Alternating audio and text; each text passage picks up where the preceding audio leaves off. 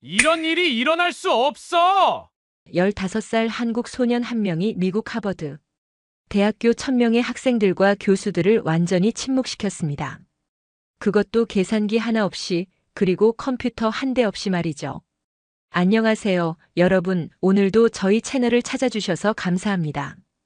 이야기를 시작하기 전에 좋아요 버튼을 먼저 눌러주세요. 그리고 지금 어디서 무엇을 하며 이 이야기를 들으시는지 댓글로 알려주시면 더욱 힘이 납니다. 하버드 대학교, 그곳에는 한국 학생을 완전히 거짓말쟁이로 만들려던 사람들이 있었습니다.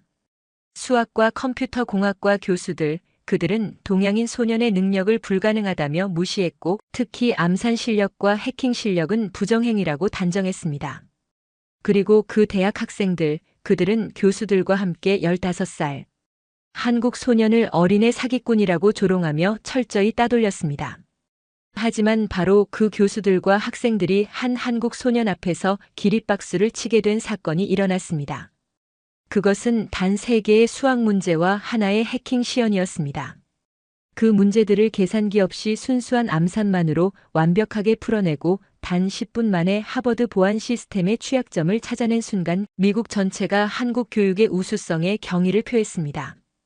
그런데 그 소년은 왜 홀로 싸워야 했을까요? 이 모든 기적을 만든 주인공은 억울함과 편견 속에서 홀로 버텨낸 소년 김지훈 군의 실화입니다. 그 시작은 아버지의 연구직 파견으로 떠난 미국이었습니다. 그 비행기에 몸을 맡긴 15살 소년이 마주할 세상은 아무도 예상하지 못했죠. 과연 이 소년에게 무슨 일이 일어났을까요? 정말 놀라운 반전이 기다리고 있습니다. 한국 소년의 사연입니다. 안녕하세요. 저는 김지훈이라고 합니다. 15살이고요. 아버지의 연구직 파견으로 한국에서 미국으로 오게 되었습니다. 사실 저는 일반적인 15살과는 조금 다릅니다. 올해 초 하버드 대학교 수학과와 컴퓨터 공학과에 동시 합격했거든요. 하버드 대학교 사상 최연소 입학생이 되었습니다. 지훈이의 특별함은 어릴 때부터 시작되었습니다. 제가 7살 때였어요. 할아버지께서 저를 무릎에 앉히시고 말씀하셨죠. 지훈아, 숫자는 너의 친구가 될 수 있단다. 그리고 컴퓨터도 마찬가지지. 하지만 가장 중요한 건 내 머리야. 기계는 도구일 뿐이니까. 할아버지는 젊으셨을 때 전자공학을 전공하신 분이셨어요. 은퇴하신 후에도 늘 새로운 기술을 공부하셨죠. 할아버지와의 시간은 지훈이에게 가장 소중한 추억이었습니다. 매일 오후 4시면 할아버지와 함께 앉아서 수학 문제를 풀었어요. 처음에는 간단한 덧셈부터 시작했는데 점점 어려워졌죠. 할아버지는 항상 말씀하셨어요. 계산기에 의존하지 마라. 내 머리가 최고의 계산기다. 그래서 저는 어떤 복잡한 계산도 머릿속으로 해결하는 법을 배웠어요. 하지만 할아버지가 가르쳐 주신 건 수학만이 아니었습니다. 8살 때부터는 컴퓨터도 가르쳐 주셨어요. 할아버지께서 말씀하시길, 지훈아, 앞으로는 컴퓨터를 모르면 안 된다. 하지만 단순히 사용하는 것만으로는 부족해. 컴퓨터가 어떻게 생각하는지 이해해야 한다. 그때부터 프로그래밍을 배우기 시작했어요. 처음에는 정말 어려웠지만 할아버지가 차근차근 알려주셨죠. 10살이 되던 해 지훈이는 놀라운 재능을 보이기 시작했습니다. 학교에서 수학 시험을 볼 때마다 항상 만점이었어요. 선생님들이 신기해하셨죠. 지훈이는 어떻게 이렇게 빨리 풀 수 있니? 하고 물어보시면 저는 할아버지가 가르쳐 주신 방법이라고 대답했어요. 그리고 컴퓨터 수업에서도 다른 아이들보다 훨씬 빨랐죠. 선생님이 설명하기 전에 이미 이해하고 있었으니까요. 12살 때는 더욱 놀라운 일이 일어났습니다. 전국 수학 경시 대회에서 중학생 부문 1등을 했어요. 그런데 저는 아직 초등학생이었거든요. 할아버지가 정말 자랑스러워 하셨어요. 우리 지훈이가 이렇게 잘할 줄 몰랐다고 하시면서 눈물을 글썽이셨죠. 하지만 가장 큰 전환점은 13살 때였습니다. 그때 할아버지께서 갑자기 돌아가셨어요. 심장마비였죠. 정말 갑작스러운 일이었어요. 할아버지와 함께 보내려고 했던 시간들이 모두 사라져버린 기분이었죠. 그때 할아버지께서 마지막으로 남겨주신 말씀이 있어요. 지훈아, 내가 배운 모든 것들을 세상을 위해 사용해라. 그리고 언제나 겸손하거라. 진짜 실력은 겸손함에서 나온단다. 할아버지가 돌아가신 후 지훈이는 더욱 열심히 공부했습니다. 할아버지를 위해서라도 최선을 다해야겠다고 생각했어요. 그래서 14살에 고등학교를 졸업하고 하버드 대학교에 지원했죠. 사실 합격할 거라고는 생각하지 못했어요. 하지만 할아버지께서 하늘에서 도와주신 것 같아요. 드디어 하버드 합격 통지서를 받던 날을 지훈이는 잊을 수 없습니다. 아버지와 어머니가 정말 기뻐하셨어요. 하지만 저는 복잡한 마음이었어요. 할아버지께 이 소식을 전해드릴 수 없다는 것이 너무 아쉬웠거든요. 그날 밤 할아버지 사진 앞에서 말씀드렸어요. 할아버지, 제가 해냈어요. 할아버지가 가르쳐 주신 모든 것들을 잊지 않고 열심히 하겠습니다. 미국 보스턴 로건 국제공항에 내린 순간부터 지훈이의 새로운 도전이 시작되었습니다. 비행기에서 내리는데 정말 떨렸어요. 한국에서는 그래도 또래 친구들이 있었는데 이제는 저보다 최소 3살, 많게는 10살까지 많은 사람들과 함께 공부해야 하니까요. 아버지가 제 어깨를 다독이시며 말씀하셨어요. 지훈아, 새로운 환경이니까 처음엔 어려울 수도 있어. 천천히 적응해도 괜찮다. 하지만 저는 이미 마음의 준비를 하고 있었어요. 할아버지께서 항상 말씀하셨던 것처럼 겸손하되 당당하게 행동하려고요. 하버드 캠퍼스에 첫 발을 내딛던 그 순간을 지훈이는 평생 잊을 수 없을 것입니다. 와, 정말 크고 웅장했어요. 붉은 벽돌로 지어진 건물들이 마치 성처럼 보였죠. 그런데 동시에 부담감도 느꼈어요. 여기서 정말 제가 해낼 수 있을까 하는 걱정이 들었거든요. 캠퍼스를 걸어가는데 지나가는 학생들이 저를 신기한 듯 바라보더라고요. 아무래도 나이가 어려서 눈에 띄었나 봐요. 기숙사에 도착했을 때 첫 번째 충격이 기다리고 있었습니다. 룸메이트가 20살 3학년 선배였어요. 제이슨이라는 친구였는데 처음 저를 보고는 완전히 당황하더라고요. 너 누구야? 혹시 누군가 동생이야? 하면서 물어봤어요.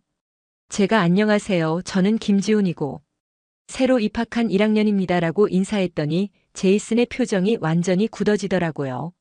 뭐라고? 너 몇 살이야? 15살입니다. 그 순간 제이슨이 웃음을 터뜨렸어요. 하하, 재미있는 농담이네. 진짜 나이가 몇 살이야? 하지만 지훈이가 정말로 15살이라는 것을 알게 된 제이슨의 반응은 예상과 달랐습니다. 제이슨이 학생증을 보고 나서 표정이 완전히 바뀌었어요. 세상에, 정말이네. 근데 너 정말 하버드 학생 맞아? 어떻게 15살이 여기 들어올 수 있지? 그리고는 친구들에게 전화를 걸기 시작했어요. 야, 너희 믿을 수 있어? 내 룸메이트가 15살이야. 완전 어린애라고. 그때부터 제가 기숙사에서 유명인이 되어버렸어요. 나쁜 쪽으로요. 첫 번째 수업은 수학과의 고급 미적 분학이었습니다. 강의실에 들어서는 순간 모든 시선이 저에게 쏠렸어요. 약 50명 정도의 학생들이 있었는데 모두 저보다 훨씬 나이가 많아 보였어요. 어떤 학생들은 수염도 기르고 있었고요. 제가 앞자리에 앉으려고 하는데 뒤에서 속삭이는 소리가 들렸어요. 저애 뭐야? 고등학생이야? 아니면 교수님 아들인가? 왜 여기 있는 거지? 교수님이 강의실에 들어오셨을 때 더 큰 당황이 시작되었습니다. 프로페서 윌슨이라는 분이셨는데 50대 중반쯤 되어 보이는 엄격한 분이었어요. 처음에는 저를 못 보신 것 같았는데 출석을 부를 때 제 이름을 부르시더라고요. 김지훈? 네, 여기 있습니다. 제가 손을 들고 일어나자 교수님이 깜짝 놀라시더라고요. 너 학생이야? 몇 살이니? 15살입니다, 교수님. 그 순간 강의실이 완전히 조용해졌어요. 프로페서 윌슨의 반응은 지훈이가 예상했던 것보다 훨씬 차갑했습니다. 교수님이 제게 다가오시더니 말씀하셨어요. 지훈, 여기는 장난치러 오는 곳이 아니야. 이 수업은 대학 3학년 수준의 고급 수학이거든. 혹시 잘못 들어온 게 아니니? 저는 정중히 대답했어요. 아니요, 교수님. 저는 수학과 1학년 김지훈입니다. 이 수업을 수강 신청했어요. 교수님이 명단을 다시 확인하시더니 한숨을 쉬셨어요. 정말 이상한 일이네. 어떻게 15살이 여기까지 왔을까? 첫 번째 수업이 본격적으로 시작되자 더 큰 시련이 기다리고 있었습니다. 교수님이 칠판에 복잡한 적분 문제를 적어놓고 말씀하셨어요. 자, 이 문제를 누가 풀어볼 수 있나? 다른 학생들이 머뭇거리는 사이 저는 손을 들었어요. 할아버지께서 비슷한 문제를 가르쳐 주셨던 기억이 났거든요. 하지만 교수님은 저를 못 본 척 하시더라고요. 대신 뒤쪽에 앉은 3학년 학생을 지목하셨어요. 수업 중간에 일어난 일은 지훈이에게 더 큰 상처를 주었습니다. 교수님이 이 문제는 계산이 복잡하니까 계산기를 사용해도 된다고 말씀하셨어요. 모든 학생들이 계산기를 꺼내는 소리가 들렸는데 저만 가만히 앉아 있었어요. 할아버지께서 가르쳐 주신 방법으로 머릿속으로 계산할 수 있었거든요. 그런데 옆에 앉은 학생이 저를 보고 말하더라고요. 야, 어린애. 계산기 없어? 빌려줄까? 다른 학생들이 키득키득 웃었어요. 점심시간은 더욱 힘든 시간이었습니다. 학생 식당에 들어갔는데 어디에 앉아야 할지 모르겠더라고요. 빈 테이블에 혼자 앉아 있으니까 몇몇 학생들이 지나가면서 말했어요. 저 애 누구야? 왜 여기 있지? 아, 그 유명한 15살 천재래. 천재라기보다는 그냥 조기 입학한 애 아니야? 부모가 돈이 많나 보네. 음식 맛도 모르겠고 목으로 넘어가지도 않았어요. 오후 컴퓨터 공학 수업에서도 비슷한 일이 반복되었습니다. 프로페서 데이비스라는 분의 프로그래밍 기초 수업이었어요. 사실 저에게는 너무 쉬운 내용이었지만 겸손하게 들으려고 했어요.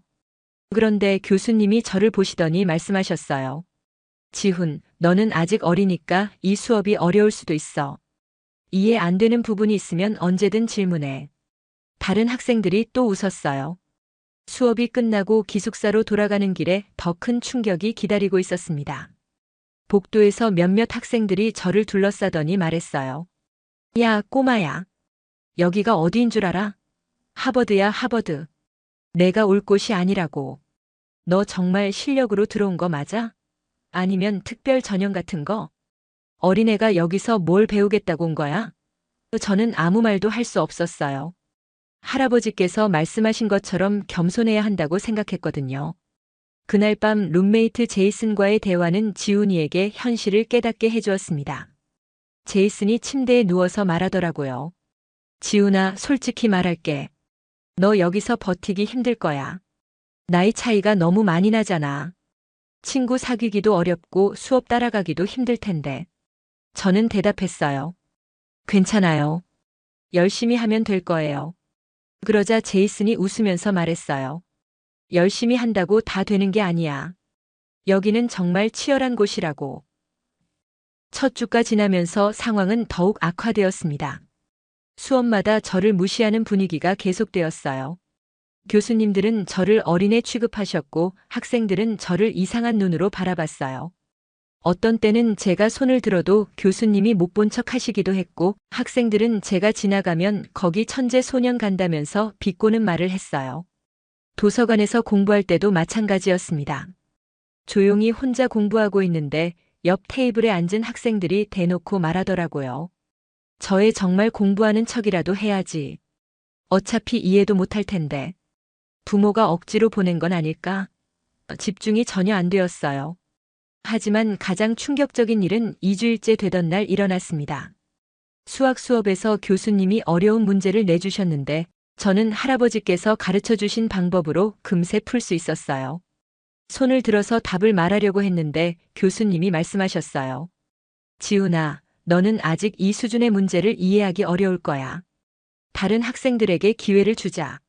그 순간 정말 억울했어요. 저도 할 수 있는데 왜 기회조차 주지 않으시는 걸까요? 그날 밤 지훈이는 처음으로 한국에 있는 부모님께 전화를 걸었습니다. 아버지께 말씀드렸어요. 아빠, 여기서 정말 힘들어요. 아무도 저를 인정해주지 않아요. 아버지가 말씀하셨어요. 지훈아, 처음에는 다 그런 거야. 시간이 지나면 내 실력을 알아줄 거다. 하지만 저는 확신이 서지 않았어요. 정말 시간이 해결해 줄까요? 3주째가 되던 어느 월요일, 드디어 지훈이에게 자신의 실력을 보여줄 기회가 왔습니다. 그날 프로페서 윌슨이 평소보다 더 어려운 문제를 칠판에 적어놓고 말씀하셨어요. 오늘은 특별히 어려운 문제를 준비했다. 이건 대학원 수준의 미분방 정식이야. 누가 도전해볼 용기가 있나? 학생들이 모두 머뭇거렸어요. 정말 복잡해 보이는 문제였거든요. 하지만 지훈이에게는 익숙한 유형의 문제였습니다. 할아버지께서 12살 때 비슷한 문제를 가르쳐 주셨던 기억이 났어요. 그때 할아버지가 말씀하셨던 게 떠올랐어요. 지훈아, 복잡해 보이는 문제일수록 차근차근 단계별로 접근해야 한다. 겁먹지 말고 천천히 생각해봐라. 저는 조심스럽게 손을 들었어요. 프로페서 윌슨은 지훈이의 손을 보고 놀란 표정을 지었습니다. 교수님이 말씀하셨어요.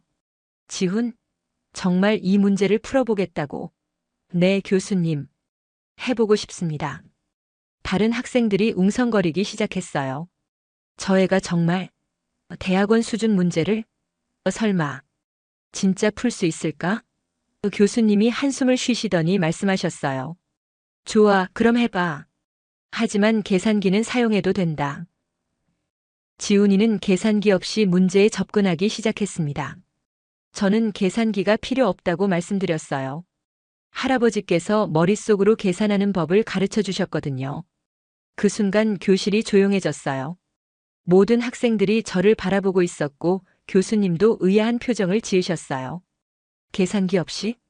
이 복잡한 문제를? 네, 할 수 있습니다. 지훈이가 문제를 풀기 시작하자 놀라운 일이 벌어졌습니다. 저는 칠판에 나가서 단계별로 풀기 시작했어요.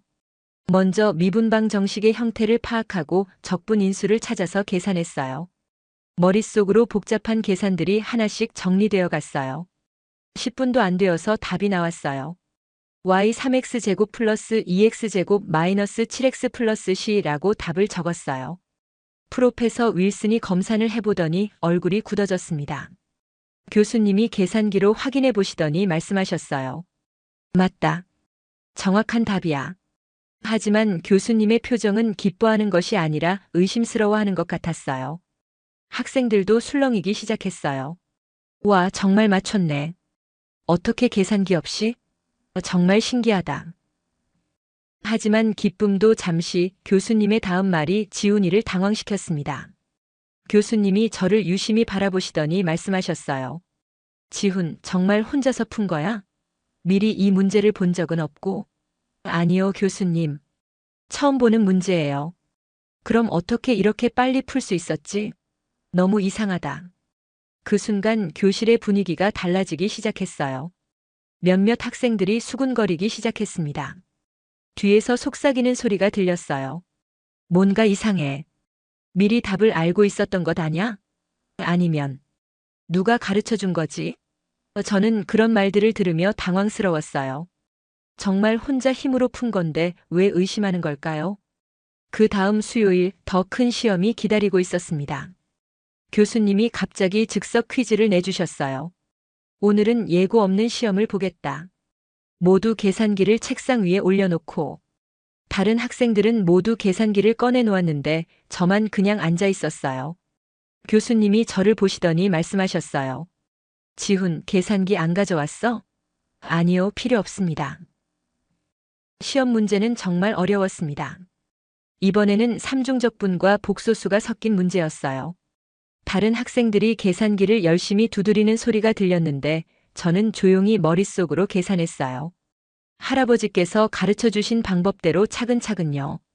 20분 정도 지났을 때 저는 모든 문제를 다 풀었어요. 지훈이가 시험지를 제출하자 더 큰 의심이 시작되었습니다. 제가 시험지를 들고 앞으로 나가니까 모든 학생들이 저를 바라봤어요. 벌써? 말도 안 돼. 계산기도 안 썼는데? 교수님도 놀란 표정으로 시험지를 받으시더니 말씀하셨어요. 지훈, 정말 다 풀었어? 네, 교수님. 확인해 봤어? 네, 한 번 더 검토했습니다. 그날 오후 결과가 나왔을 때 교실이 술렁였습니다. 교수님이 시험지를 나눠주시면서 말씀하셨어요. 이번 시험에서 만점을 받은 학생이 한 명 있다. 저였어요. 클래스에서 유일한 만점이었어요. 하지만 다른 학생들의 반응은 축하보다는 의심이었어요. 어떻게 계산기도 안 쓰고 만점을? 뭔가 수상해. 정말 혼자 푼 거 맞아? 수업이 끝나고 복도에서 몇몇 학생들이 지훈이를 둘러쌌습니다. 3학년 학생 하나가 저에게 다가와서 말했어요. 야, 솔직히 말해봐. 어떻게 했어? 그냥 머릿속으로 계산했어요. 거짓말하지 마. 15살 애가 우리보다 잘할 리 없잖아. 다른 학생도 끼어들었어요. 맞아, 뭔가 속임수가 있을 거야. 아니면 미리 문제를 봤거나. 더 충격적인 일은 그 다음 날 일어났습니다. 제이슨이 기숙사에서 저를 보더니 말하더라고요. 지훈아, 솔직히 말해. 너 정말 부정행위 안 한 거 맞아? 무슨 소리야? 나는 정정당당하게 풀었어. 그런데 다른 애들이 모두 의심하고 있어. 너무 이상하다고. 심지어 룸메이트까지 저를 의심하기 시작한 거예요. 학생 식당에서의 상황은 더욱 심각했습니다. 제가 식사를 하러 가면 다른 테이블에서 대놓고 말하는 소리가 들렸어요. 저기 그 애야, 부정행위하는 애. 어린애가 여기 와서 속임수 쓴다니까. 정말 뻔뻔하다. 음식이 목으로 넘어가지 않았어요. 억울해서 눈물이 날 것 같았어요. 프로페서 윌슨도 점점 지훈이를 의심하기 시작했습니다. 다음 수업 시간에 교수님이 저를 따로 부르셨어요. 지훈, 솔직히 말해봐. 어떻게 그렇게 빨리 계산할 수 있는 거야? 할아버지께서 어릴 때부터 가르쳐 주셨어요. 할아버지가? 그것만으로 이런 고급 수학을? 교수님의 눈빛에 의심이 가득했어요. 그리고 결정적인 순간이 왔습니다. 교수님이 말씀하셨어요. 지훈, 나는 내가 부정행위를 하고 있다고 생각해. 이런 복잡한 계산을 15살 아이가 계산기 없이 할 수는 없어. 불가능한 일이야. 저는 억울해서 목소리가 떨렸어요. 교수님, 저는 정말 혼자 힘으로 풀었어요. 그럼 증명해봐. 어떻게 증명할 수 있지? 그 사건은 다음 주 금요일에 일어났습니다. 프로페서 윌슨이 수업 시작 전에 갑자기 발표를 했어요. 여러분, 최근 우리 수업에서 부정행위가 의심되는 사례가 있습니다. 교실이 순식간에 조용해졌어요. 모든 학생들이 긴장한 표정으로 교수님을 바라봤죠. 저도 궁금해서 집중해서 들었어요. 누가 부정행위를 했을까 하면서요. 하지만 곧 끔찍한 진실을 깨달았습니다. 교수님이 계속 말씀하셨어요. 계산기도 사용하지 않고 복잡한 대학원 수준의 문제를 20분 만에 푸는 것이 과연 가능한 일일까요? 그 순간 제 심장이 쿵 하고 떨어지는 느낌이었어요. 설마 저를 말하는 건 아니겠죠? 하지만 주변 학생들의 시선이 하나둘씩 저에게 쏠리기 시작했어요. 교수님의 다음 말이 지훈이의 운명을 결정지었습니다. 특히 나이가 어린 학생이 이런 성과를 보인다는 것은 매우 의심스럽습니다. 누군가가 미리 답을 알려주었거나 아니면 다른 방법의 부정행위가 있었을 가능성이 높습니다.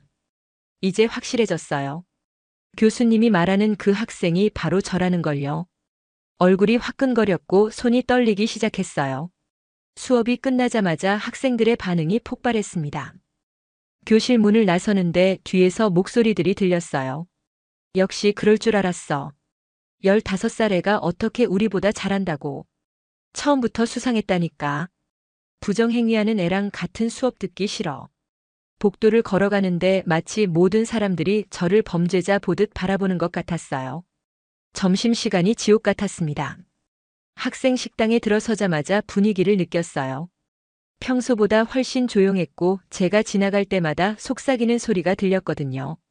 평소 앉던 자리에 가니 그 테이블에 앉아있던 2학년 학생들이 하나둘씩 일어나면서 말했어요. 부정행위 소년이 왔네. 자리 옮겨야겠다. 같이 앉으면 우리까지 의심받을까봐. 결국 저는 구석 자리에 혼자 앉아야 했어요. 더 충격적인 일은 기숙사에서 일어났습니다. 제이슨이 짐을 싸고 있더라고요. 제이슨 뭐해? 룸체인지 신청했어. 왜? 제이슨이 저를 똑바로 바라보며 말했어요. 지훈아, 미안하지만 부정행위하는 애랑은 같이 살 수 없어. 나까지 의심받으면 어떡해. 가장 가까웠던 룸메이트까지 저를 등지는 순간이었어요. 그 주말 소셜미디어에서 더 큰 파장이 일었습니다. 하버드 학생들 사이에서 제 이야기가 퍼지기 시작했어요. 하버드에 15살 부정행위 학생이 있다더라. 아시아계 학생이 또 성적 조작했나 봐. 어린애가 여기 와서 거짓말하고 있어. 온라인에서도 오프라인에서도 저는 완전히 매장당하고 있었어요. 컴퓨터 공학과 수업에서도 마찬가지였습니다. 프로페서 데이비스가 저를 따로 부르셨어요. 지훈, 수학과에서 들려오는 소문이 사실이야? 아니요, 교수님. 저는 부정행위 하지 않았어요. 하지만 의심스러운 건 사실이야. 내가 제출한 과제들도 다시 검토해 봐야겠어. 이제 다른 과목까지 의심받기 시작한 거예요. 도서관에서도 피할 곳이 없었습니다.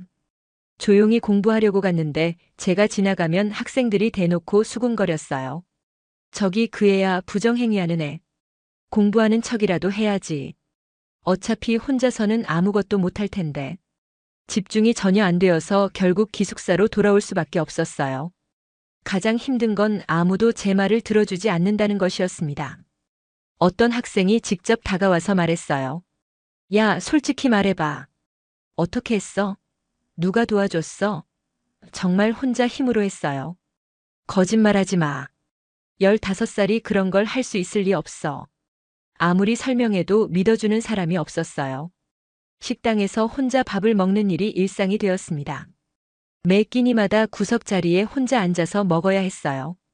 다른 테이블에서는 계속 제 이야기가 나왔어요. 저애 아직도 뻔뻔하게 여기 있네. 부끄러운 줄도 모르나.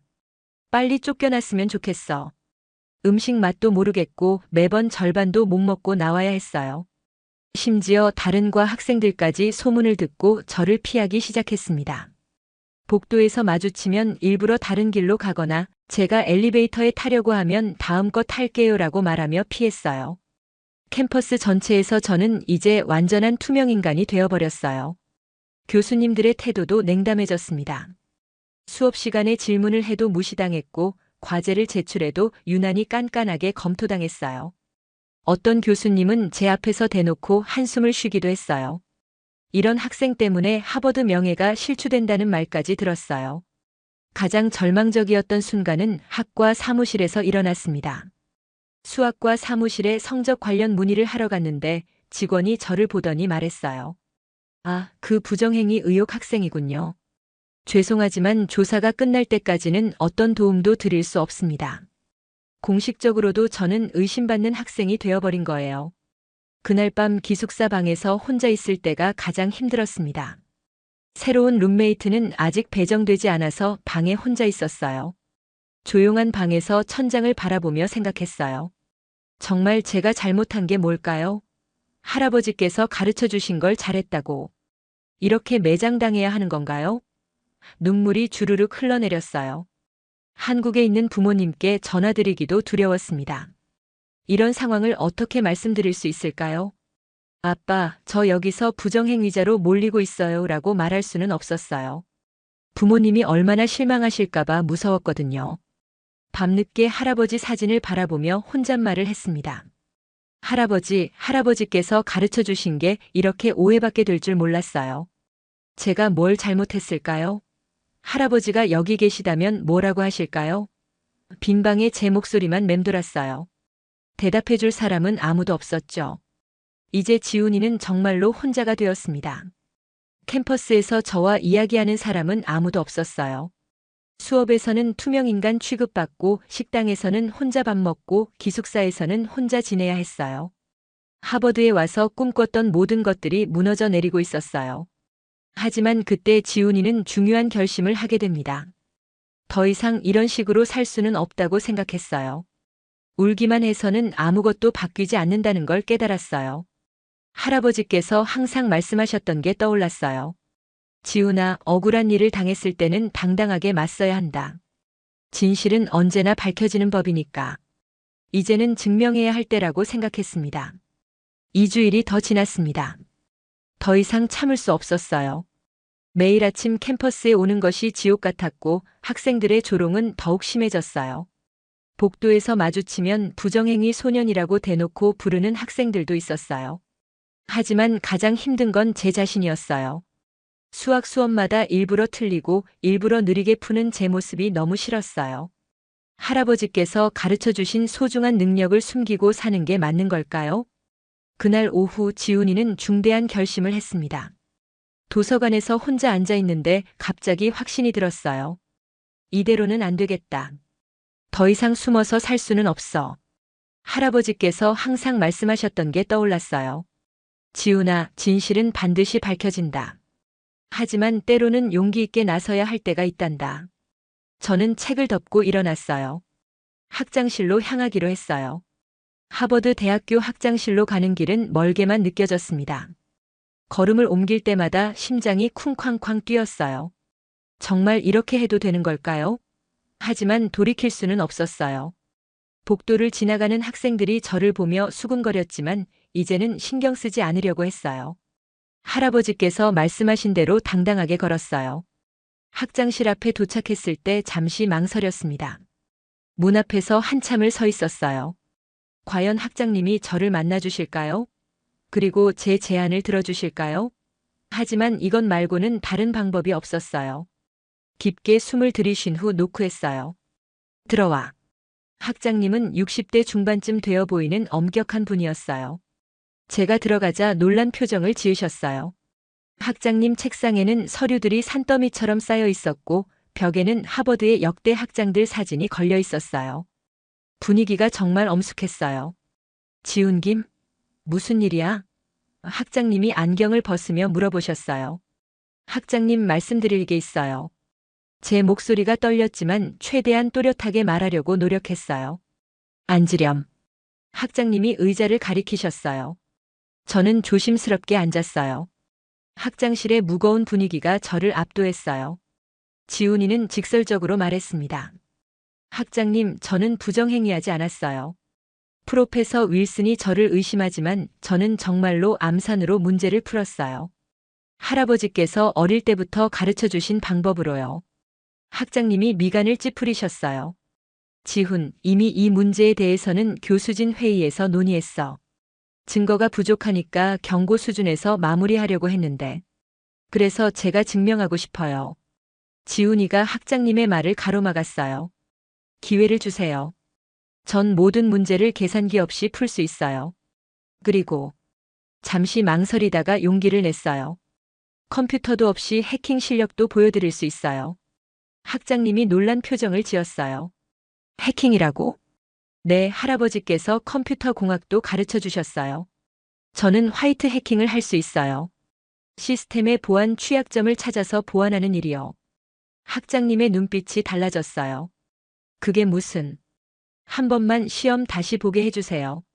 모든 사람이 보는 앞에서요. 그리고 컴퓨터 보안 시연도 함께요. 학장님이 깊게 생각하시는 표정이었어요. 지훈, 그게 무슨? 만약 실패하면 어떻게 할 건가? 그럼 정말로 부정행위를 했다고 인정하겠어요. 그리고 하버드를 떠나겠어요. 제가 단호하게 말했어요. 학장님이 놀라셨어요. 그렇게까지 할 필요가. 하지만 만약 제가 성공하면요? 그때 문이 열리며 프로페서 윌슨이 들어왔어요. 학장님 회의 시간이. 저를 보더니 굳은 표정을 지었어요. 지훈, 여기서 뭐 해? 학장님이 말씀하셨어요. 윌슨 교수 잘 왔어. 지훈이가 흥미로운 제안을 했거든. 자신의 결백을 증명하기 위해 공개적으로 시험을 다시 보겠다고 해. 프로페서 윌슨의 얼굴이 굳어졌어요. 그럴 필요 없습니다. 이미 충분히 조사했고. 왜요? 무서우세요? 제가 윌슨 교수를 똑바로 바라보며 말했어요. 제가 정말로 계산기 없이도 모든 문제를 풀 수 있다는 게 증명되면 곤란하세요. 그리고 컴퓨터 없이도 해킹할 수 있다는 것도요. 윌슨 교수의 얼굴이 빨갛게 달아올랐어요. 뭐라고? 너 감히. 윌슨 교수. 학장님이 그를 제지했어요. 사실 나도 궁금하긴 해. 정말로 가능한 일인지. 그리고 해킹이라니. 이건 처음 듣는 이야기인데. 학장님이 저를 바라보셨어요. 정말 해킹을 할 수 있다고. 네, 학장님. 할아버지께서 가르쳐 주셨어요. 물론 나쁜 목적이 아니라 시스템을 보호하기 위한 화이트 해킹이에요. 하버드 컴퓨터 시스템의 보안 취약점도 찾을 수 있어요. 학장님과 윌슨 교수가 서로를 바라봤어요. 지훈, 정말 자신 있는 거야? 네, 학장님. 수학 문제 3개와 해킹 시연 하나면 충분해요. 제 목소리에 확신이 가득했어요. 할아버지께서 가르쳐 주신 모든 것에 대한 자신감이었어요. 학장님이 달력을 보더니 말씀하셨어요. 좋아. 그럼 이번 주 금요일 오후 3시 대강당에서 하자. 전교생과 모든 교수가 참석하는 자리에서 제 심장이 더 빨리 뛰기 시작했어요. 정말요? 정말 기회를 주실 거예요? 하지만 조건이 있어. 학장님이 진지하게 말씀하셨어요. 만약 실패하면 정말로 부정행위를 했다고 인정하는 거야. 그리고 하버드에서 퇴학 처리될 수도 있어. 그래도 괜찮겠나? 제가 삼킨 침이 목구멍에서 소리가 날 정도였어요. 하지만 망설이지 않았어요. 좋아요. 하지만 만약 제가 성공하면요? 그럼 윌슨 교수가 공식적으로 사과해야 할 거야. 전교생 앞에서. 윌슨 교수가 벌떡 일어났어요. 학장님, 이건 말이 안 됩니다. 왜 제가? 왜? 당신이 확신한다면 문제 없잖아. 학장님이 차분하게 말씀하셨어요. 아니면 당신이 잘못 판단한 거라도 있나? 학장실이 조용해졌어요. 윌슨 교수와 학장님이 서로를 바라봤어요. 저는 두 분의 대화를 지켜보며 가슴이 두근거렸어요. 좋습니다. 윌슨 교수가 마지못해 말했어요. 하지만 문제는 제가 출제하겠습니다. 정말로 어려운 문제로요. 그리고 컴퓨터 시연도 우리 IT 보안팀이 감시하는 가운데 진행하겠습니다. 좋아요. 저는 자신있게 대답했어요. 언제든 준비되어 있으니까요. 학장님이 달력을 다시 보시더니 말씀하셨어요. 그럼 이번 주 금요일 오후 3시 메모리얼 홀에서 하자. 1000명을 수용할 수 있는 우리 최대 강당이야. 전교생과 모든 교수진 그리고 IT 보안팀이 참석할 거야. 제가 고개를 끄덕였어요. 네, 학장님. 학장실을 나오는 길에 윌슨 교수가 제게 다가왔어요. 지훈, 후회하게 될 거야. 이번엔 내 머릿속 숫자, 놀이와 컴퓨터 장난이 안 통할 거다. 내가 어떤 문제를 낼지, 그리고 우리 보안팀이 얼마나 까다로운지 상상도 못할 테니까. 하지만 저는 더 이상 무섭지 않았어요. 아니요, 윌슨 교수님. 후회하실 분은 따로 계신 것 같네요. 복도를 걸으며 생각했어요. 할아버지, 이제 정말로 할아버지께서 가르쳐 주신 모든 것들을 사람들에게 보여드릴 수 있을 것 같아요. 수학도 컴퓨터도 모든 걸요. 드디어 제 진실을 증명할 기회를 얻었어요. 하지만 동시에 무서웠어요. 만약 실패하면 정말로 모든 게 끝나는 거니까요. 그날 밤 지훈이는 할아버지와의 추억을 되살리며 준비를 시작했습니다. 할아버지께서 가르쳐 주셨던 모든 방법들을 하나씩 복습했어요. 복잡한 계산을 머릿속으로 처리하는 법, 컴퓨터 시스템의 구조를 파악하는 법, 보안 취약점을 찾는 법. 모든 게 생생하게 떠올랐어요. 할아버지, 제가 해낼 수 있을까요? 할아버지 사진을 바라보며 혼잣말을 했어요. 모든 사람들이 지켜보는 가운데서 할아버지의 가르침을 증명해야 해요. 무섭지만 이제는 피할 수 없어요. 금요일까지 사흘밖에 남지 않았어요. 마침내 모든 것을 걸고 싸울 때가 온 거예요. 금요일이 왔습니다. 아침부터 하버드 캠퍼스 전체가 들썩였어요. 복도에서, 교실에서, 학생 식당에서 모든 학생들이 오늘 오후에 있을 일에 대해 수군거렸어요. 진짜 지훈이 암산으로 풀 수 있을까? 나는 불가능하다고 봐. 오늘 드디어 진실이 밝혀지겠네. 해킹도 한다고? 말도 안 돼. 저는 하루 종일 집중할 수 없었어요. 수업도 머리에 들어오지 않았고 점심도 제대로 먹지 못했어요.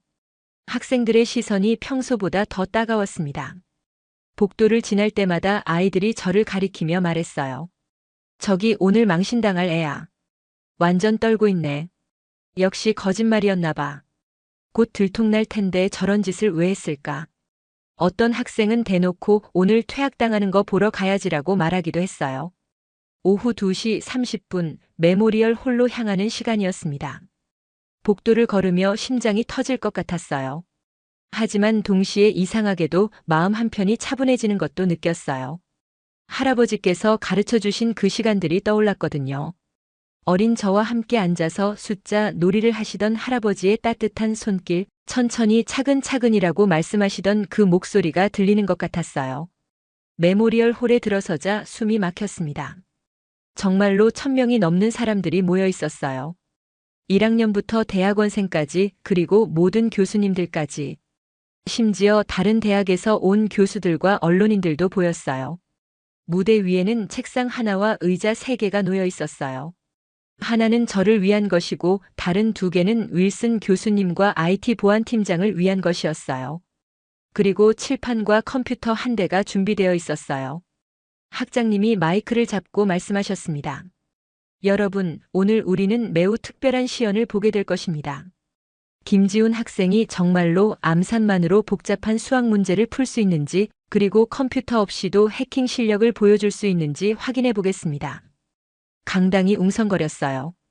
문제는 윌슨 교수가 즉석에서 출제할 것이고, 지훈 학생은 계산기나 종이 없이 암산만으로 계산한 후 답을 칠판에 적어야 합니다. 저는 무대로 올라갔습니다. 계단을 오르는 다리가 후들후들 떨렸어요. 의자에 앉자 1000명의 시선이 한꺼번에 저에게 쏠렸어요. 머리가 어지러울 정도였어요.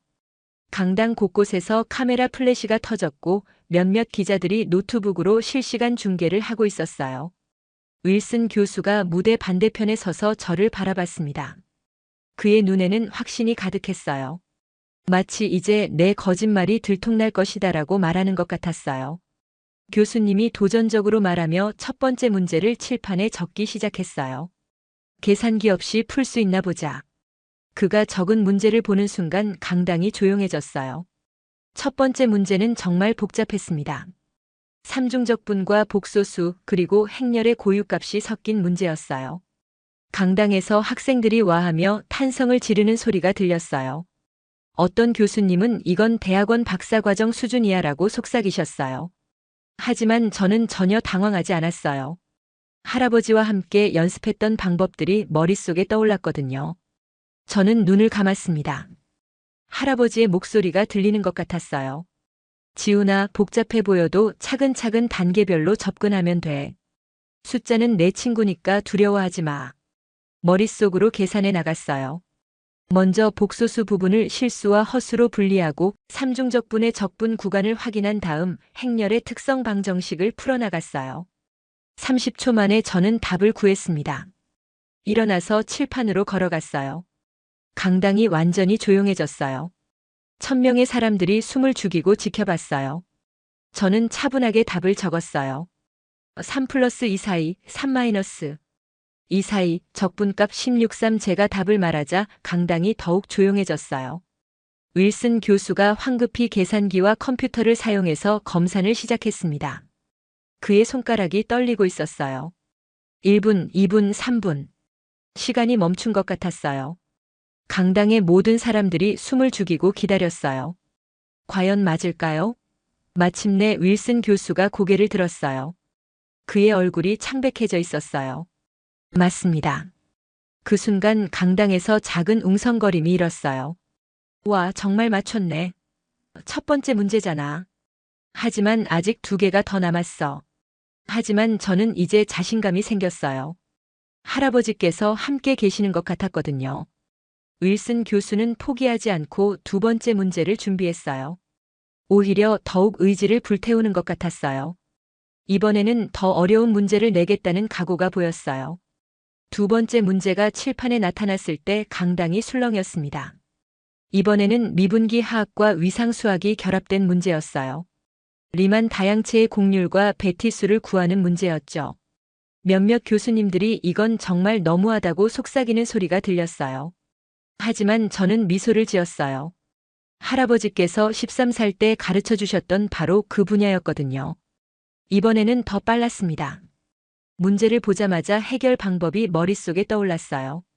리만 곡률 텐서의 성분들을 하나씩 계산하고 베티수를 호몰로지 그룹의 개수로 구해냈어요. 20초 만에 답이 나왔어요. R1이 B0, B2 강당이 완전히 조용해졌어요. 이번에는 더욱 빠른 시간에 답을 말했거든요. 윌슨 교수가 다시 검산을 시작했습니다. 이번에는 더욱 복잡한 계산이라 시간이 오래 걸렸어요. 7분 후에야 결과가 나왔어요. 교수님의 손이 심하게 떨리고 있었어요. 이것도 맞습니다. 이번에는 강당의 반응이 더 컸어요. 헉, 이번에는 더 빨랐어. 문제 보자마자 바로 답이 나왔어. 정말 천재인가 봐. 윌슨 교수의 눈빛이 흔들렸습니다. 그가 처음으로 진심으로 당황한 표정을 지었어요. 두 문제를 연속으로 맞히는 건 우연일 수 없었거든요. 강당의 분위기도 완전히 바뀌기 시작했어요. 처음에는 의심의 눈빛이었던 것들이 점점 경이로움으로 바뀌고 있었어요. 마지막 문제가 남았습니다. 윌슨 교수가 마지막 카드를 꺼냈어요. 이건 내가 박사 논문을 쓸 때 풀었던 문제야. 하버드 역사상 이 문제를 푼 학부생은 없었어. 그가 칠판에 적기 시작한 문제를 보자 강당이 완전히 술렁였어요. 양자역학과 순수 수학이 결합된 초고난도 문제였거든요. 문제는 정말 어려웠습니다. 힐베르트 공간에서의 연산자 이론과 함수 해석학이 섞인 문제였어요. 몇몇 교수님들이 이건 너무 과하다고 중얼거리는 소리가 들렸어요. 하지만 저는 할아버지와의 마지막 수업이 떠올랐어요. 돌아가시기 일주일 전에 가르쳐 주셨던 바로 그 내용이었어요. 강당이 완전히 정적에 휩싸였습니다. 1000명의 사람들이 모두 숨을 죽이고 저를 바라보고 있었어요. 이번에는 계산이 조금 복잡했어요. 1분, 2분. 시간이 흘러갔어요. 하지만 할아버지의 마지막 가르침이 생생하게 떠올랐어요. 지훈아, 가장 어려운 문제일수록 기본으로 돌아가야 한다. 복잡함 속에서 단순함을 찾는 거야. 강당이 완전히 정적에 휩싸였습니다. 1000명의 사람들이 모두 숨을 죽이고 저를 바라보고 있었어요. 이번에는 계산이 조금 복잡했어요. 1분, 2분. 시간이 흘러갔어요. 하지만 할아버지의 마지막 가르침이 생생하게 떠올랐어요. 지훈아, 가장 어려운 문제일수록 기본으로 돌아가야 한다. 복잡함 속에서 단순함을 찾는 거야. 3분 후 저는 눈을 떴습니다. 답이 보였어요. 정확하고 명확하게요. 일어나서 칠판으로 걸어갔어요. 강당의 조용함이 귀가 아플 정도였어요. 저는 차분하게 답을 적었어요. TRAAE F2루트3 칠판의 답을 다 적고 나서 뒤돌아섰을 때 1000명의 시선이 저에게 집중되어 있었어요. 윌슨 교수가 떨리는 손으로 계산을 시작했습니다. 이번에는 정말 오래 걸렸어요. 컴퓨터 프로그램까지 사용해서 검증했어요. 10분, 15분. 강당의 긴장감이 극에 달했어요. 어떤 학생들은 손에 땀을 쥐고 기다렸어요. 마침내 교수님이 고개를 들었어요. 그의 얼굴은 완전히 하얗게 질려 있었어요. 맞습니다. 그 순간 강당이 완전히 폭발했습니다. 와, 대박. 진짜 천재다. 어떻게 저런 게 가능해? 박수가 터져 나왔어요. 처음에는 몇 명이었지만 곧 모든 사람들이 일어서서 박수를 쳤어요. 그 순간 마치 건물이 흔들리는 듯한 박수 소리가 터졌어요. 누군가 제 이름을 외치기 시작했고 곧 강당 전체가 하나의 목소리로 지훈, 지훈을 외치고 있었어요. 저는 무대에 서서 믿을 수 없었어요. 할아버지께서 가르쳐 주신 그 소중한 것들이 드디어 빛을 발하는 순간이었어요. 박수는 5분 넘게 계속되었어요. 멈출 기미가 보이지 않았어요. 한 교수님이 일어서서 말씀하셨어요. 이것은 정말 놀라운 일입니다. 우리는 오늘 진정한 천재를 목격했습니다. 다른 교수님들도 고개를 끄덕이며 박수를 보냈어요. 처음에 저를 의심했던 학생들도 이제는 경외의 눈빛으로 저를 바라보고 있었어요. 학장님이 무대로 올라와 마이크를 잡았습니다. 정말로 놀라운 일이었습니다. 학장님의 목소리도 떨리고 있었어요. 우리는 오늘 정말 특별한 것을 목격했습니다.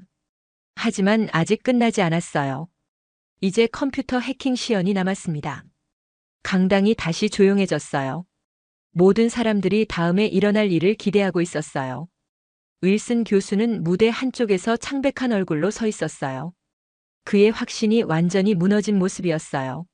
하지만 저는 아직 절반만 증명한 거였어요. 이제 정말 중요한 두 번째 시연이 남아 있었어요. 할아버지께서 가르쳐 주신 또 다른 재능을 보여드릴 차례였어요.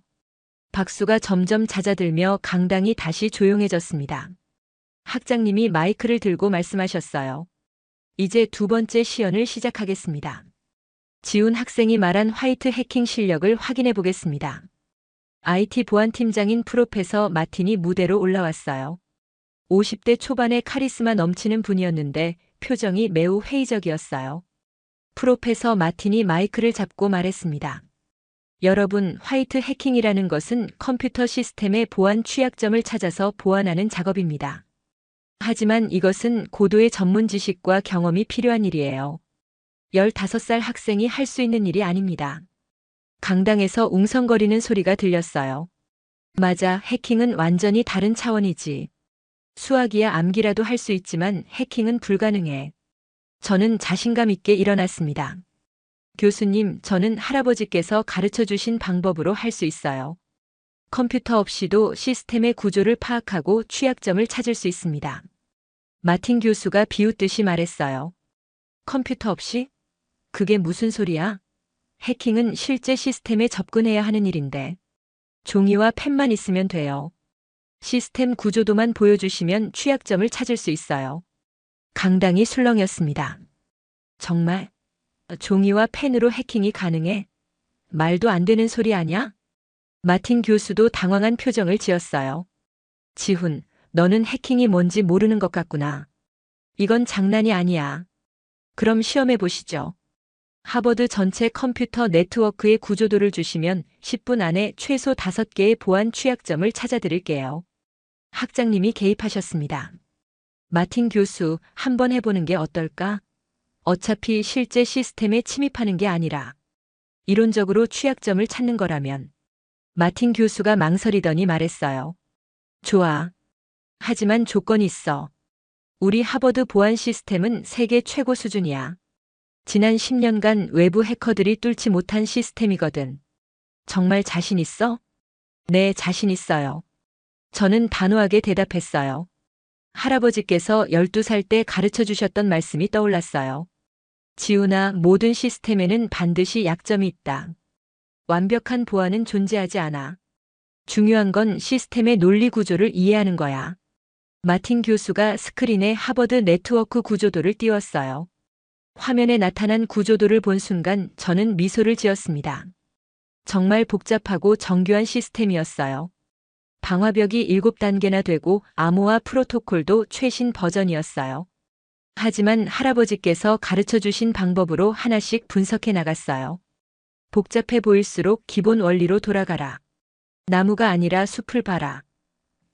저는 종이에 뭔가를 그리기 시작했습니다. 먼저 전체 네트워크의 데이터 흐름을 추적했어요. 어디서 어디로 정보가 이동하는지, 어떤 프로토콜을 사용하는지 파악했죠. 그리고 각 보안 레이어 간의 연결점을 찾았어요. 할아버지께서 말씀하셨던 대로 가장 강한 체인도 가장 약한 고리에서 끊어지는 법이니까요. 3분이 지났을 때 첫 번째 취약점을 발견했습니다. 있었어요. 첫 번째 취약점입니다. 제가 일어서서 말했어요. 레이어 3과 레이어 4에서 데이터가 전환될 때 잠깐 암호화가 해제되는 구간이 있어요. 이 구간에서 SQL 인젝션 공격이 가능해요. 마틴 교수가 놀란 표정으로 자신의 노트북을 확인하기 시작했어요. 맞다. 정말 그런 구간이 있어. 마틴 교수가 중얼거렸어요. 강당이 웅성거리기 시작했어요. 진짜 찾았네. 어떻게 그런 걸 알 수 있지? 하지만 저는 계속 집중했어요. 할아버지께서 가르쳐 주신 방법으로 더 깊이 분석해 나갔어요. 5분이 지났을 때 두 번째 취약점이 보였어요. 두 번째입니다. 사용자 인증 시스템에서 세션 토큰 생성 알고리즘이 예측 가능한 패턴을 가지고 있어요. 시간 기반 시드를 사용하는데 이걸 이용하면 다른 사용자의 세션을 하이제킹할 수 있어요. 이번에는 마틴 교수의 얼굴이 더욱 굳어졌어요. 이것도 맞다. 우리가 최근에 발견해서 수정하려던 부분이야. 강당의 분위기가 완전히 바뀌기 시작했습니다. 와, 진짜 해킹을 하고 있어. 종이와 펜만으로? 믿을 수 없다. 저는 더욱 집중해서 분석을 계속했어요. 할아버지의 목소리가 들리는 것 같았어요. 지훈아, 보안 시스템은 사람이 만든 거야. 사람이 만든 건 반드시 사람이 풀 수 있어.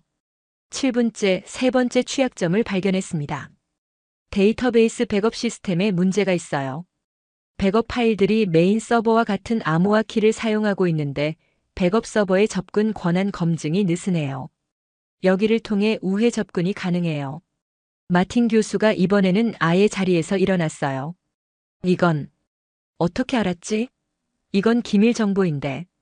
8분째, 네 번째 취약점이었습니다. 방화벽 로그 시스템에서 특정 포트로 들어오는 트래픽을 제대로 모니터링하지 않고 있어요. 포트 80128번을 통해 스텔스 모드로 침입이 가능해요. 강당이 완전히 조용해졌어요. 모든 사람들이 숨을 죽이고 저를 바라보고 있었어요. 9분째, 마지막 5번째 취약점을 찾았습니다. 가장 심각한 건 관리자 계정의 권한 상승 취약점이에요.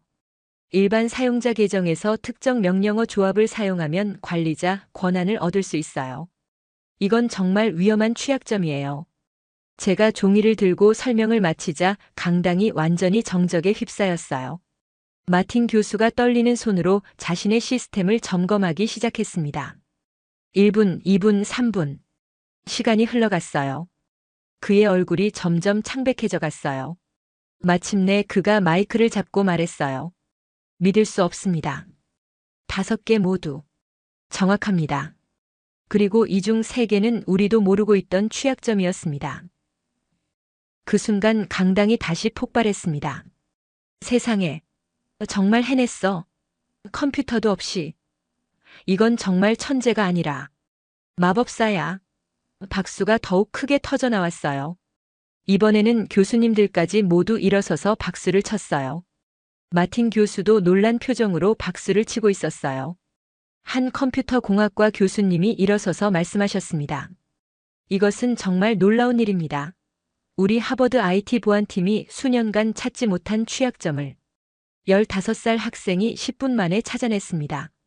다른 교수님도 말씀하셨어요. 이 학생은 단순한 천재가 아닙니다. 진정한 컴퓨터 보안 전문가입니다. 마틴 교수가 다시 마이크를 잡았습니다. 지훈, 정말 미안해. 나는 내가 불가능한 일을 한다고 생각했어. 하지만 너는 정말로 해냈어. 어떻게 이런 일이 가능하지? 저는 대답했어요. 할아버지께서 가르쳐 주셨어요. 컴퓨터 시스템도 결국 논리적 구조로 이루어져 있다고, 그 논리를 이해하면 약점도 찾을 수 있다고 하셨어요. 강당에서 누군가 소리쳤습니다. 지훈, 어떻게 그런 걸 다 기억해? 다른 학생도 외쳤어요. 정말 대단해. 우리가 완전히 잘못 생각했어. 처음에 저를 조롱했던 학생들이 이제는 경외의 눈빛으로 저를 바라보고 있었어요. 미안해, 지훈. 우리가 너무 심했어. 정말 죄송해. 학장님이 무대로 올라와 말씀하셨습니다. 오늘 우리는 정말 역사적인 순간을 목격했습니다. 한 명의 뛰어난 학생이 편견과 의심을 딛고 자신의 진정한 실력을 보여준 순간입니다. 학장님의 목소리에 감동이 묻어 있었어요. 지훈 학생, 정말 자랑스럽습니다. IT 보안팀의 다른 직원들도 무대로 올라왔습니다. 지훈, 혹시 우리 팀에서 일할 생각 없어? 이런 실력이면 지금 당장이라도 우리 시니어 보안 전문가로 일할 수 있어. 강당에서 웃음소리가 터져 나왔어요. 15살이 시니어? 하지만 실력은 정말 시니어급이야. 그때 한 언론인이 질문했습니다. 지훈, 정말 할아버지가 이 모든 걸 가르쳐 주신 거야? 저는 할아버지 사진을 떠올리며 대답했어요. 네, 할아버지께서 어릴 때부터 차근차근 가르쳐 주셨어요. 수학도 컴퓨터도, 그리고 무엇보다 포기하지 않는 마음을 가르쳐 주셨어요. 강당이 다시 조용해졌어요. 모든 사람들이 감동받은 것 같았어요. 다른 기자가 물었습니다. 한국 교육의 힘을 보여준 것 같은데 어떻게 생각해? 저는 자랑스럽게 대답했어요. 한국에서는 어르신들이 손자에게 정말 많은 것을 가르쳐 주세요. 할아버지처럼 사랑과 인내로 가르쳐 주시죠. 이건 단순히 지식을 전달하는 게 아니라 지혜를 전수하는 거예요. 강당에서 한국 유학생들이 일어서서 박수를 쳤습니다. 지훈, 정말 자랑스러워. 한국의 자랑이야. 할아버지도 하늘에서 기뻐하실 거야. 저는 눈물이 날 것 같았어요. 할아버지께서 가르쳐 주신 모든 것들이 이렇게 빛을 발하는 순간이었거든요. 윌슨 교수는 무대 구석에서 완전히 얼굴이 하얗게 질린 채로 서 있었습니다.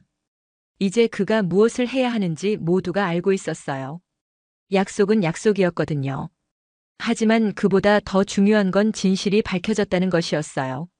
할아버지께서 항상 말씀하셨던 대로 진실은 반드시 승리하는 법이었어요. 박수는 10분 넘게 계속되었습니다. 멈출 기미가 보이지 않았어요. 모든 사람들이 일어서서 저에게 박수를 보내고 있었어요. 그 순간 저는 정말로 할아버지께서 옆에 계시는 것 같았어요. 잘했다, 우리 지훈아. 할아버지가 정말 자랑스럽다고 말씀하시는 것 같았어요. 박수가 점점 잦아들며 강당이 다시 조용해졌습니다. 모든 시선이 윌슨 교수에게 쏠렸어요. 이제 그가 무엇을 말해야 하는지 모두가 알고 있었거든요. 약속은 약속이었으니까요.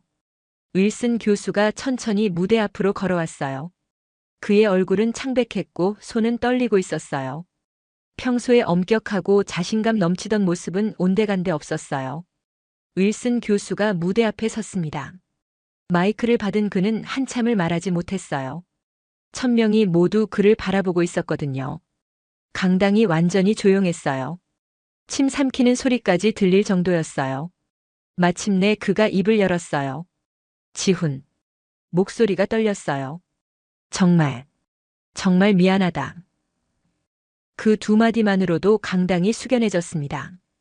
윌슨 교수가 고개를 숙였어요. 내가 완전히 잘못 생각했어. 너는 정말로 놀라운 학생이었는데 나는 그걸 믿지 못했어. 아니, 믿으려고 하지 않았어. 그의 목소리에 진심이 담겨 있었어요.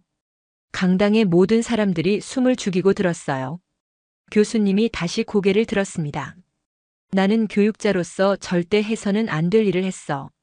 학생을 격려하고 믿어줘야 할 교사가 오히려 의심하고 상처를 주었어. 그것도 문화적 편견 때문에. 그가 말을 멈추고 잠시 숨을 고르더니 계속했어요. 지훈, 그리고 여기 계신 모든 분들께 진심으로 사과드립니다. 그때 강당 뒤쪽에서 한 학생이 일어섰습니다. 교수님도 사과하셨으니까 저희도 사과해야죠. 그 학생이 큰 소리로 말했어요. 지훈, 정말 미안해. 우리가 너무 심했어. 그러자 다른 학생들도 하나둘씩 일어서기 시작했어요. 지훈, 미안해. 우리가 완전히 잘못 생각했어. 정말 죄송해. 3학년 학생 하나가 무대 가까이 와서 말했습니다. 지훈, 나는 처음부터 너를 어린애라고 무시했어. 너의 실력을 인정하기 싫어서 부정행위라고 몰아세웠고. 정말 부끄러워. 용서해 줄 수 있어? 저는 그 학생을 바라보며 말했어요. 괜찮아요. 처음에는 다들 그럴 수 있어요. 저도 이해해요.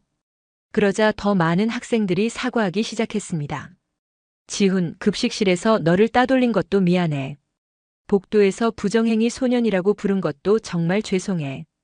우리가 너무 편견에 사로잡혀 있었어. 2학년 학생 한 명이 눈물을 글썽이며 말했어요. 지훈, 너 정말 대단해. 우리가 그렇게 힘들게 했는데도 끝까지 포기하지 않았구나. 룸메이트였던 제이슨도 무대로 올라왔습니다. 지훈, 정말 미안해. 나는 내 친구여야 했는데 오히려 등을 돌렸어. 다시 룸메이트 해줄 수 있어? 이번에는 정말 좋은 친구가 되고 싶어. 저는 제이슨의 손을 잡으며 말했어요. 제이슨, 물론이야. 우리는 여전히 친구니까. 그때 아시아계 학생 몇 명이 일어서서 말했습니다. 지훈, 우리도 미안해. 같은 아시아계인데도 너를 도와주지 못했어. 오히려 우리까지 의심받을까봐 피했어. 중국에서 온 2학년 학생이 말했어요. 지금 생각해보니 너 때문에 우리 아시아 학생들의 위상이 높아진 것 같아. 정말 자랑스러워. 학장님이 다시 마이크를 잡았습니다. 지훈 학생, 이제 공식적으로 말씀드리겠습니다. 하버드 대학교는 당신에 대한 모든 의혹을 철회합니다. 그리고 당신의 뛰어난 실력을 공식적으로 인정합니다. 강당에서 박수가 터져 나왔어요. 또한 앞으로 우리 대학은 더욱 열린 마음으로 모든 학생들을 대할 것을 약속드립니다. 마틴 교수가 마이크를 잡고 말했습니다. 지훈, 나는 오늘 정말 많은 것을 배웠어. 나이나 출신에 관계없이 진정한 실력을 가진 사람은 존중받아야 한다는 것을. 그리고 앞으로 우리 보안팀에서 인턴으로 일할 생각은 없어. 물론 학업과 병행하면서 말이야.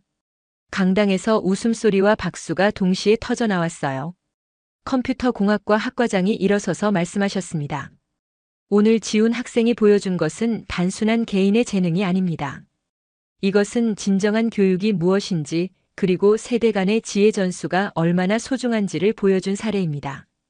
다른 교수님들도 고개를 끄덕였어요. 맞습니다. 우리가 놓치고 있던 교육의 본질을 깨닫게 해준 귀중한 시간이었습니다. 그때 한 기자가 질문했습니다. 지훈, 이렇게 힘든 시간을 겪으면서도 포기하지 않은 원동력이 뭐야? 저는 잠시 생각한 후 대답했어요. 할아버지께서 항상 말씀하셨어요. 진실은 반드시 밝혀진다. 하지만 그때까지 기다릴 용기와 인내가 필요하다고요. 그 말씀을 믿었어요. 다른 기자가 물었습니다. 앞으로 계획은 어떻게 되나요? 저는 할아버지께서 가르쳐 주신 것들을 더 많은 사람들과 나누고 싶어요. 한국의 교육 방식이 얼마나 훌륭한지, 그리고 어르신들의 지혜가 얼마나 소중한지 알리고 싶어요. 강당에서 다시 박수가 터져 나왔어요. 수학과의 다른 교수님이 말씀하셨습니다. 지훈, 내가 보여준 암산 실력을 우리 대학에서 정식 연구해보면 어떨까? 한국의 전통적인 수학 교육 방법을 학술적으로 연구해서 세계에 알리는 거야. 저는 기쁘게 대답했어요. 정말 좋은 생각이에요. 할아버지께서 기뻐하실 것 같아요. 그때 강당 뒤쪽에서 한국 유학생들이 일어서서 큰 소리로 외쳤습니다. 지훈, 대한민국, 한국 교육의 자랑. 할아버지도 자랑스러워 하실 거야. 다른 외국 학생들도 박수를 치며 응원했어요. 지훈, 정말 멋있어. 우리도 할아버지 같은 분을 만나고 싶어. 학장님이 마지막으로 말씀하셨습니다. 오늘은 우리 하버드 역사에 기록될 날입니다. 한 명의 용기 있는 학생이 편견을 깨트리고 진실을 증명한 날이죠. 그리고 우리 모두가 배움에 대해, 그리고 서로를 대하는 태도에 대해 깊이 성찰한 날입니다. 강당 전체가 숙연한 분위기에 휩싸였어요. 윌슨 교수가 다시 마이크를 잡았습니다. 지훈, 마지막으로 한 가지만 더 말하고 싶어. 너의 할아버지는 정말 훌륭한 분이셨구나. 그분의 가르침이 이렇게 아름다운 결실을 맺는 것을 보니까 감동이야. 교수님의 목소리에 진심 어린 존경이 묻어 있었어요. 저는 마이크를 잡고 마지막 인사를 했습니다. 여러분 모두에게 감사드려요. 처음에는 힘들었지만 결국 진실이 밝혀졌고 서로를 이해하게 되었어요. 이것이 바로 할아버지께서 말씀하신 진정한 교육의 힘이 아닐까 생각해요. 강당에서 마지막 박수가 터져 나왔어요. 이번에는 정말 따뜻하고 진심 어린 박수였어요. 행사가 끝나고 많은 학생들이 저에게 다가왔습니다. 지훈, 정말 미안했어. 앞으로 좋은 친구 하자. 내 할아버지 이야기 더 들려줘. 한국 음식도 같이 먹자. 암산하는 방법 좀 가르쳐 줄 수 있어? 이제 정말로 모든 것이 달라졌어요. 편견과 의심 대신 존경과 친밀함이 그 자리를 차지했어요. 그날 밤 기숙사에서 제이슨과 함께 앉아 이야기했습니다. 지훈, 정말 대단해. 나 같으면 중간에 포기했을 텐데 너는 끝까지 버텼구나. 제이슨, 할아버지께서 항상 말씀하셨어. 어려움은 성장의 기회다. 그 순간을 견뎌내면 더 강해진다고. 너의 할아버지는 정말 현명한 분이셨구나. 창밖을 바라보며 할아버지를 생각했습니다. 할아버지, 해냈어요. 할아버지께서 가르쳐 주신 모든 것들이 빛을 발했어요. 그리고 이제 더 많은 사람들이 한국 교육의 우수성을 알게 되었어요. 별들이 반짝이는 밤하늘을 보며 할아버지의 따뜻한 미소가 떠올랐어요. 다음 날부터 캠퍼스 분위기가 완전히 달라졌습니다. 복도에서 만나는 학생들마다 인사를 건넸어요. 지훈, 안녕. 어제 정말 멋있었어. 오늘 점심 같이 먹을까? 교수님들도 저를 보시면 따뜻하게 웃어주셨어요. 무엇보다 제 자신이 당당해졌어요. 더 이상 숨을 필요가 없었거든요. 며칠 후 놀라운 소식이 들려왔습니다. 하버드 대학교에서 공식 발표를 했어요. 김지훈 학생의 사례를 통해 우리 대학은 더욱 포용적인 교육 환경을 만들어 나갈 것이며 나이나 출신에 관계없이 모든 학생의 재능을 존중하고 격려할 것이라고요. 그리고 제가 발견한 보안 취약점들은 모두 수정되었고 저는 하버드 IT 보안팀의 명예자문위원이 되었어요. 그 후 일주일이 지났습니다. 정말 많은 일들이 일어났어요. 하버드에서 제 이야기가 전 세계로 퍼져나갔어요. 15살 한국 소년 하버드에서 수학과 해킹. 실력으로 편견을 깨트리다라는 제목으로 각국 언론에서 보도되었어요. CNN, BBC, 심지어 한국의 KBS와 MBC에서도 인터뷰 요청이 들어왔어요. 더 놀라운 일은 다른 대학들에서도 관심을 보이기 시작한 것이었습니다. MIT, 스탠퍼드, 캘텍에서 제게 연락이 왔어요. 한국의 전통적인 교육 방법에 대해 연구하고 싶다. 암산과 논리적 사고의 상관관계를 조사하고 싶다는 내용이었어요. 심지어 실리콘밸리의 여러 IT 기업에서도 미래의 보안 전문가라며 관심을 표했어요. 하지만 가장 기뻤던 건 한국에서 온 소식이었습니다. 할머니께서 전화를 주셨어요. 뉴스에서 제 이야기를 보셨다고 하시면서요. 지훈아, 할아버지가 하늘에서 얼마나 기뻐하고 계실까. 너희 할아버지가 가르쳐준 것들이 이렇게 빛을 발하는구나. 할머니의 목소리에서 자부심이 느껴졌어요. 학교 생활도 완전히 달라졌습니다. 이제는 복도를 지날 때마다 학생들이 반갑게 인사해요. 지훈, 오늘도 멋진 하루 보내. 혹시 시간 있으면 암산 좀 가르쳐 줄래? 컴퓨터 보안. 공부하는 법도 알려줘. 예전에 저를 따돌렸던 학생들이 이제는 가장 친한 친구가 되었어요. 수학 수업 시간도 달라졌습니다. 새로 오신 수학 교사인 프로페서 김 선생님은 한국계 미국인이셨어요. 윌슨 교수님은 한 학기 동안 연구년을 가지시며 자신을 되돌아보는 시간을 가지기로 하셨거든요. 김 선생님은 제가 보여준 암산 방법에 관심을 가지시며 동양의 수학교육법이라는 새로운 과목을 개설하셨어요. 컴퓨터 공학과에서도 변화가 있었습니다. 마틴 교수님이 창의적 보안 사고 수업을 새로 만드셨어요. 단순히 프로그램을 사용하는 것이 아니라 논리적 사고로 시스템을 분석하는 방법을 가르치시는 거예요. 첫 번째 수업에서 교수님이 말씀하셨어요. 지훈이 보여준 것처럼 진정한 해킹 실력은 도구가 아니라 사고방식에서 나온다. 가장 감동적이었던 건 다른 아시아계 학생들의 변화였습니다. 중국, 일본, 베트남에서 온 학생들이 저에게 다가와서 말했어요. 지훈, 너 덕분에 우리도 당당해졌어.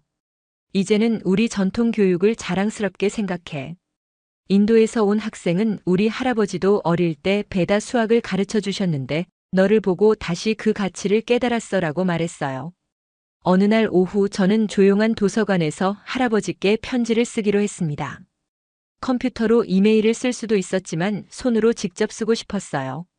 할아버지께서 저에게 글씨를 가르쳐 주셨을 때처럼요. 펜을 들고 한참을 생각했어요. 무엇부터 말씀드려야 할까요? 마침내 저는 편지를 쓰기 시작했습니다. 사랑하는 할아버지께 안녕하세요, 할아버지. 지훈이에요. 정말 힘든 일이 있었어요. 사람들이 저를 믿어주지 않았고 부정행위를 했다고 의심했어요. 할아버지께서 가르쳐 주신 암산과 컴퓨터 실력이 오히려 저에게 상처가 되는 줄 알았어요. 하지만 결국 해냈어요. 할아버지께서 가르쳐 주신 모든 것들로 사람들에게 진실을 보여드렸어요. 1000명의 사람들 앞에서 복잡한 수학 문제들을 암산으로 풀었고 컴퓨터 없이도 보안 취약점을 찾아냈어요. 그리고 이제 모든 사람들이 인정해 주었어요. 할아버지께서 가르쳐 주신 건 단순히 암산이나 컴퓨터 기술만이 아니었다는 걸 이제 알겠어요. 인내심, 집중력, 그리고 무엇보다 포기하지 않는 마음을 가르쳐 주셨어요. 그리고 겸손함도요. 할아버지께서 항상 말씀하셨잖아요. 실력이 있어도 겸손해야 한다. 진정한 지혜는 나눌 때 더 커진다고요. 이제 저도 할아버지처럼 다른 사람들에게 가르쳐 주고 있어요. 하버드 학생들에게 한국의 전통적인 암산 방법을 알려주고 컴퓨터를 논리적으로 이해하는 법도 나누고 있어요. 할아버지의 지혜가 더 많은 사람들에게 전해지고 있어요. 할아버지께서 가르쳐 주신 또 하나의 소중한 것이 있어요. 바로 문화에 대한 자부심이에요. 할아버지께서 우리나라 교육은 세계에서 가장 훌륭하다. 어른들이 아이들을 사랑으로 가르치는 나라라고 하셨던 말씀이 정말 맞았어요. 이제 하버드 학생들도 한국 교육의 우수성을 인정해요. 가장 기쁜 건 다른 아시아 친구들도 자신들의 전통을 자랑스러워하기 시작했다는 거예요. 중국 친구는 주판을, 일본 친구는 소로반을, 인도 친구는 배다 수학을 다시 배우기 시작했어요. 할아버지께서 만드신 작은 변화가 이렇게 큰 물결이 되었어요. 할아버지, 보고 싶어요. 방학 때 한국에 가서 할아버지 묘소에 가볼게요. 그리고 할머니께도 이 모든 이야기를 자세히 말씀드릴게요. 할아버지께서 얼마나 훌륭한 분이셨는지, 그리고 할아버지의 가르침이 얼마나 소중한 것인지 모든 사람들이 알게 되었어요. 앞으로 더 열심히 공부해서 할아버지께서 자랑스러워 하실 수 있는 사람이 되겠어요. 그리고 언젠가는 한국에 돌아가서 후배들에게도 할아버지의 지혜를 전해주고 싶어요. 할아버지께서 저에게 주신 선물을 더 많은 사람들과 나누겠어요. 사랑해요, 할아버지. 할아버지의 자랑스러운 손자 지훈이가 편지를 다 쓰고 나니 눈물이 났습니다. 기쁨의 눈물이었어요. 그리고 그리움의 눈물이기도 했어요. 창밖을 바라보니 별이 반짝이고 있었어요. 할아버지도 한국에서 같은 별을 보고 계실까요? 아니, 할아버지는 이제 하늘에서 저를 지켜보고 계시겠죠. 그날 밤 잠들기 전에 조용히 혼잣말을 했습니다. 할아버지, 할아버지께서 가르쳐 주신 모든 것들이 정말 소중한 선물이었어요. 이제 저도 그 선물을 다른 사람들과 나누겠어요. 그리고 할아버지의 사랑을 세상에 전하겠어요. 다음 날 아침 새로운 하루가 시작되었습니다. 학교에 가는 길이 이제는 즐거웠어요. 친구들을 만나고 새로운 것을 배우고 제가 알고 있는 것들을 나누는 하루가 기다리고 있었거든요. 할아버지와 함께했던 그 따뜻한 시간들이 이제 더 많은 사람들과 함께할 시간들로 이어지고 있었어요. 지훈이의 이야기는 여기서 끝이 납니다. 하지만 이것은 끝이 아니라 시작이었어요. 할아버지의 따뜻한 사랑과 지혜가 지훈이를 통해 많은 사람들에게 전해졌고 그것이 또 다른 변화의 씨앗이 되었어요. 편견을 이겨내고 진실을 증명한 한 소년의 이야기가 세상을 조금 더 따뜻한 곳으로 만들어 주었어요. 마무리 멘트. 지훈이의 이야기가 끝났습니다. 하지만 이것은 단순한 성공 스토리가 아니에요. 이 이야기는 우리나라 어르신들의 지혜가 얼마나 소중한 것인지를 보여줍니다. 계산기와 인공지능이 발달한 시대에도 사람의 머리로 생각하는 힘, 끝까지 포기하지 않는 정신력은 여전히 우리만의 자랑스러운 유산이에요. 지훈이를 키워낸 할아버지처럼 우리나라 어르신들이 다음 세대에게 물려주신 것들이 세계 어디서나 빛을 발하고 있습니다. 우리 아이들, 손자, 손녀들이 외국에서도 당당하게 실력을 인정받는 모습을 보면서 대한민국 교육과 문화의 자부심을 가져도 좋겠어요. 특히 요즘 같은 디지털 시대에 더욱 중요한 건 기계에만 의존하지 않고 스스로 생각하는 능력입니다. 지훈이가 보여준 것처럼 진정한 실력은 도구가 아니라 사고력에서 나오는 거예요. 그리고 그런 사고력은 어른들의 사랑과 인내로 길러지는 거고요. 오늘 지훈이의 이야기가 뿌듯하고 감동적이었다면 좋아요와 구독 버튼을 눌러주세요. 여러분의 관심이 더 많은 자랑스러운 우리나라 이야기를 전할 수 있는 힘이 됩니다. 그리고 댓글로 여러분의 자녀나 손자, 손녀가 외국에서 경험한 일들 혹은 어르신들께 배운 소중한 지혜들도 들려주세요. 우리 모두 지훈이의 할아버지처럼 다음 세대에게 따뜻한 사랑과 지혜를 전해주는 어른이 되었으면 좋겠어요. 그리고 우리 아이들이 어디에 가서도 당당하게 우리 문화를 자랑할 수 있도록 격려해 주었으면 합니다. 다음에도 가슴 뿌듯해지는 대한민국 이야기로 찾아뵙겠습니다. 감사합니다.